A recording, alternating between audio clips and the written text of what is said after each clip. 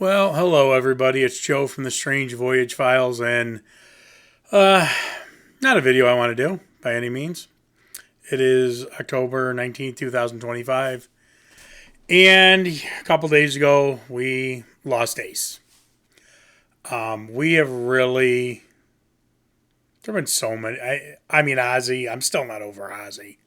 I don't know if I'll ever get over Ozzy, but this was. I don't know if I'd say a surprise, but I don't know if it wasn't a surprise because we do know he fell. We got reports he was doing okay. Ace falls. I mean, there's trouble walking, man. I mean, Ace is known for falling. He always said the gravity of the planet didn't, didn't jive with him or whatever it was. But Ace would fall. That's just Ace. But this time it wasn't good. So one of the biggest heroes is gone.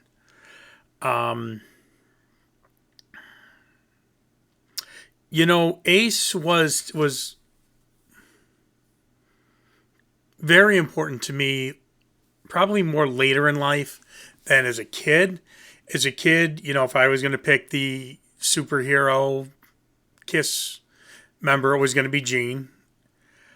But as I got older, and when my family got Kiss, I got this Kiss Christmas shirt on, which I'm sure Ace would have kind of laughed at. But when our family got our Kiss T-shirts, the solo album Kiss T-shirts, I was Ace. And Megan was Gene, kind of by default. Randy was Peter and Madison was Paul. Yeah, I think. Or maybe those two are flipped. I don't know. Don't remember. They've outgrown those shirts. But Ace was he was just a character, man. You didn't, as a kid, you couldn't appreciate, first off, how phenomenal he was as a guitar player. Secondly, how good of a songwriter he was. And finally, just Ace. I mean, so many memories come when you think about Ace. Probably the first one is the Tom Snyder interview, which is the best interview of all time. There is nothing that beats that. If you have not seen it, which I'm assuming if you're watching an Ace tribute video, you've seen, but go watch it again. Show a friend. That is not only because he's so hilarious, and he drank a bottle of Stoli, then half a bottle of champagne because he was so nervous to be on live TV. And just not only because he's funny, but I mean, it's almost like they scripted it. Gene and Paul are so furious. And to this day, Gene has been a little bit better about laughing it off. I just read something, and it hasn't been brought up for about 10 years or so, but Paul talked about it, and he said, yeah, I could see where, he says something along the lines of, yeah, I could see where it's a little funny, but, people got to take things into context, too, and he can't get over it. So it's just funny that the both of them are still at least at some point irked about it, and Ace and Peter always thought it was the best thing in the world. That Tom Snyder interview, you got to watch it. No, I'm a plumber. Tell me about it. And I'm not going to be able to do Ace by any means, but God. Oh, boy. Just sitting there. I spent all that money. And that was Ace, man. That was Ace. A buddy of mine who is a retired Chicago cop, did security at like HorrorCon or Scarefest, one of those things, or maybe it was his show, and got me a signed picture of Ace that I still have to get from him. He kind of he retired and moved a little ways away, so I got to get up there and get that from him. But he's been hanging on to it for like 2 years for me now. But Ace was the fun one in the band, man. I mean, he was cool. He was You never knew what you were going to get with Ace. And he was unpredictable. There are times where he, could be groggy. He could be, maybe if you caught him too deep into a hangover, could be a little dismissive and whatnot. But by all accounts, he had been sober for quite some time before he passed on. So, and the vast majority of reports is just that Ace was always hilarious and fun to be around. Now, I have not listened to all of Ace's solo albums. Now, obviously, I've listened to this. Obviously, I know this. But as far as I have not heard 10,000 Volts yet. So I'm not even going to talk about those because there's no way I would do them justice. So when I do my review, I'm going to do a review. I'm going to do the Kiss solo album, but God, I mean, it probably is. I probably have not heard Frehley's comment. So this is kind of a thing for me to go back and listen to these albums. I can guarantee you I haven't heard Frehley's comment since the 80s, or Second Sight either, since the 80s.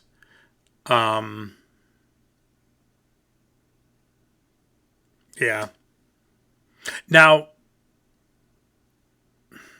it's very interesting because, of course, we have the tributes, and I think everybody was waiting to see what Gene and Paul were going to say. Gene, even though Gene and Ace would battle back and forth, and at one point Ace was saying that Gene was hitting on, I think it was his wife or his girlfriend, whatever it was at the time. They always seemed to, they would duke it out, and then they would make up. Ace went to at least one of Gene's vault signing things, or vault, I'll bring you the vault for $12 billion things, and played.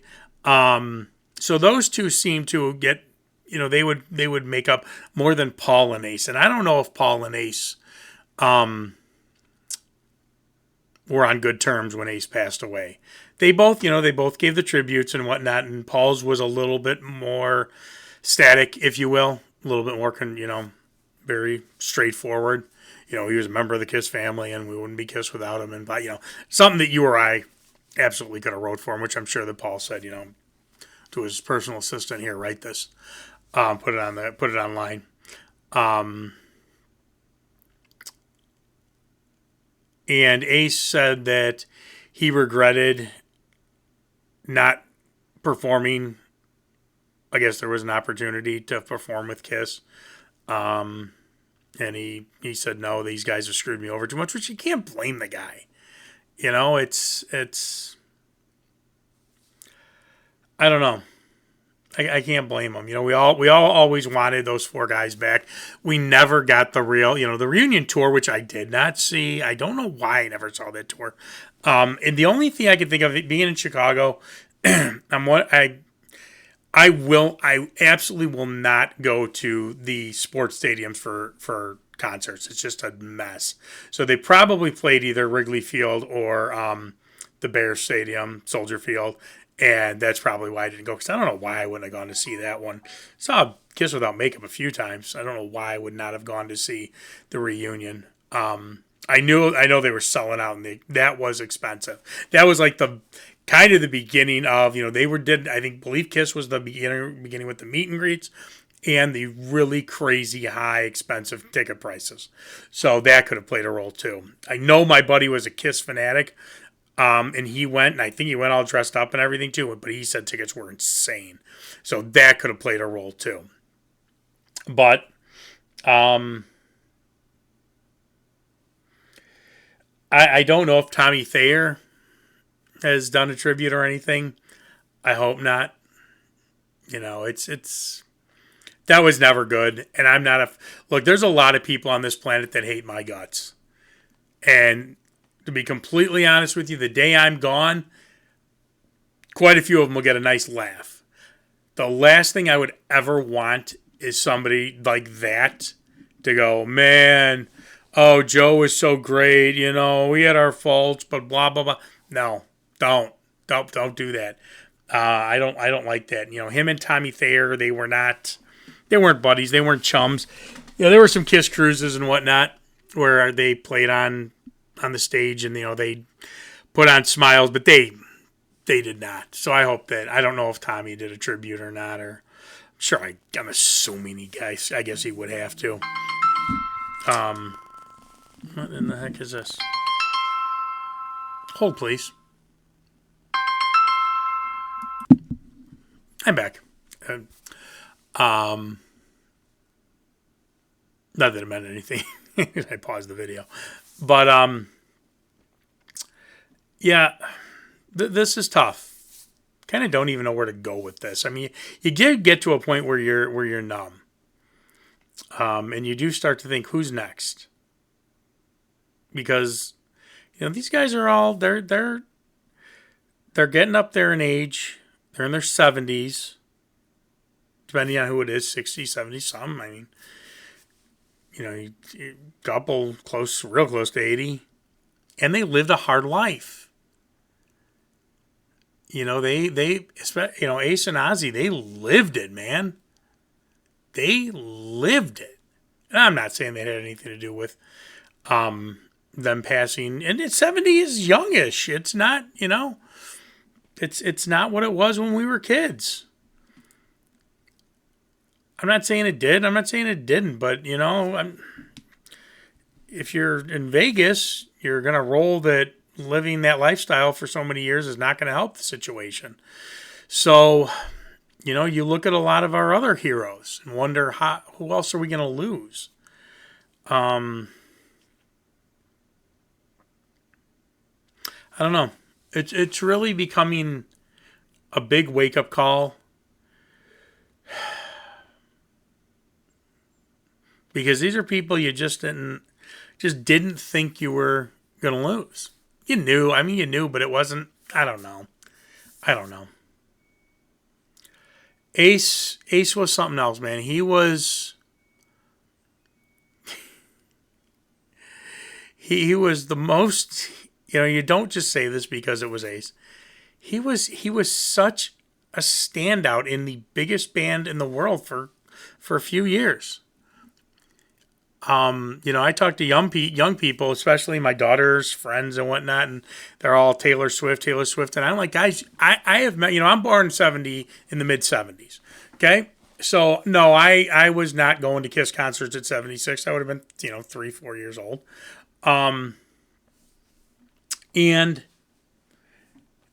But I have vivid memories of walking through the Harlem Irving Plaza with my mom, my dad, whoever it was. Kiss was coming to town. Everybody had a Kiss shirt on. I remember. I have a memory of walking through the Harlem Irving Plaza, and I had to be 3 years old, and seeing people in Kiss makeup. Maybe I was 4. Because Kiss was coming. I tell these kids, guys, you don't get it. The entire town, 3-4 days before Kiss came to town, the town became electrified. It was something. It was a big something. Even people who weren't Kiss fans would go to Kiss concerts just to see the show, and usually left Kiss fans. And Ace was so much of that. I mean, and that, we have Shock Me, Cold Gin, Parasite.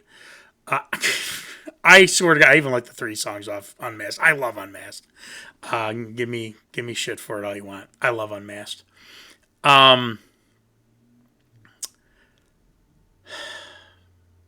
He was without a doubt. Now, Gene, I gotta give Gene all the grief you want to. But Gene can be painfully honest at times. And Gene has said Ace was not only the best musician in Kiss, but he was probably the only true,